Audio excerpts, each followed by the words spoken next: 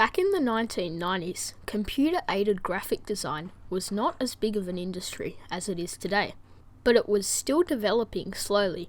So you had programs like this, Corel Draw, for Windows 3.1.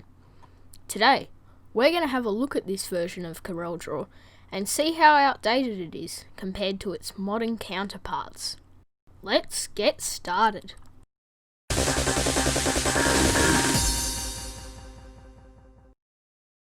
Well, I think the first order of business should be to open it up and see what we get inside.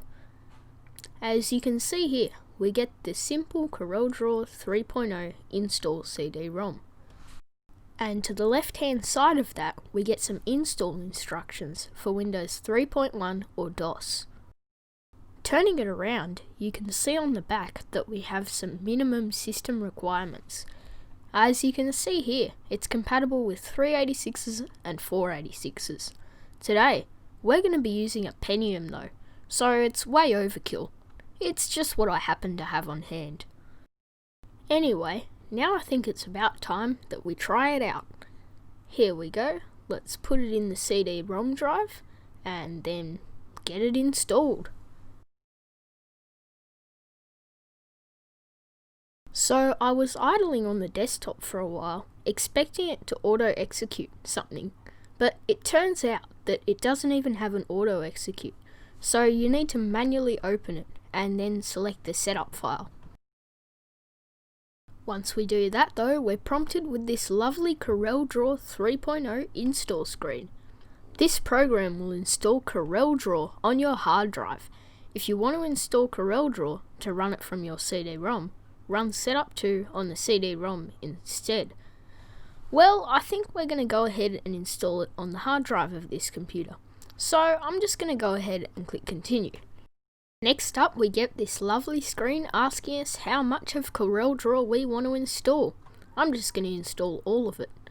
And then we'll just make sure the path is correct and click continue. And then we're prompted with some lovely drawings, which I presume are done in Corel Draw below. And once our setup is done, it's time to install some fonts. Once that's done, our Corel Draw is completely set up. And we don't really want to print anything since I don't have a printer. So let's click on next. And there we go, we're done. Now it wants me to register for Corel Draw. I don't think I'll bother doing this. Now it's time to launch Corel Draw. Gosh, look at that. What a lovely startup screen. And then we're prompted to this, a very basic program.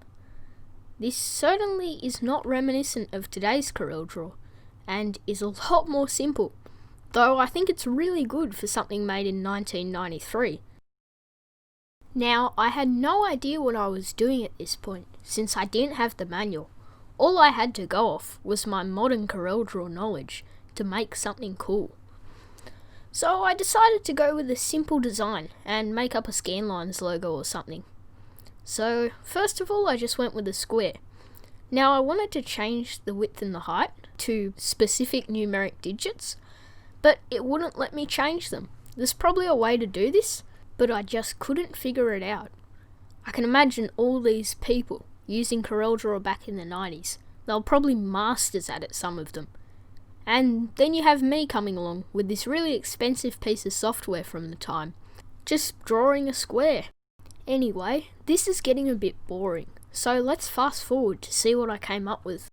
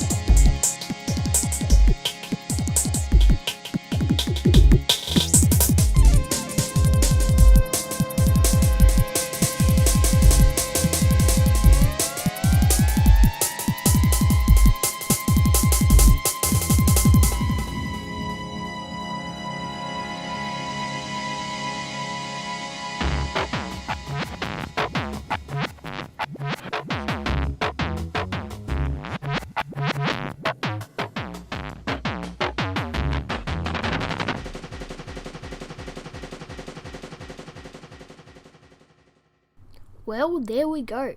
A simplistic, yet alright looking design in my opinion.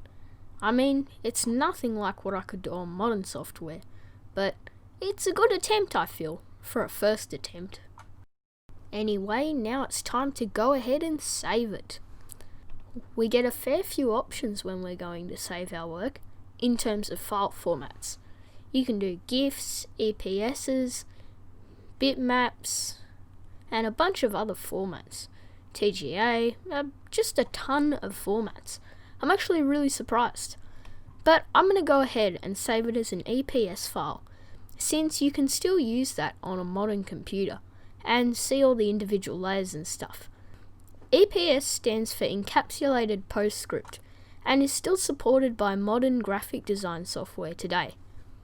And as for our directory, I'm just going to save it under the Corel 30 directory. So now it's time to see if this EPS file can be read by a modern graphic design program. I'm going to take the SD card out of this computer and plug it into a modern computer and see if we can read that EPS file on a modern graphic design program. So, believe it or not, it actually worked. I've gone ahead and put this EPS file into Adobe Illustrator, and as you can see, we have all our separate layers. For some reason, it's converted the Corel Draw text to curves, but I think this is because my computer actually doesn't have that font on it. And somehow the colors have got all messed up too. It must use a different palette recognition or something. Because you gotta remember, the way an EPS file works is it's not actual picture data like a PNG. It's mathematical equations, which are used in vector files. So EPS is basically a form of vector, and it's all math and stuff, so it's not actually pixel data. And that's how come you get these really clean edges, and it's infinitely clean no matter how far you zoom up. Because basically, the computer is calculating equations to do this design. That's the simple explanation, but it's a lot more complex than that. Well, that's about it for this video. We've proved that even a 30-year-old graphic design software can still interface with modern graphic design software. And we've also determined that Corel Draw for Windows 3.11 is actually alright.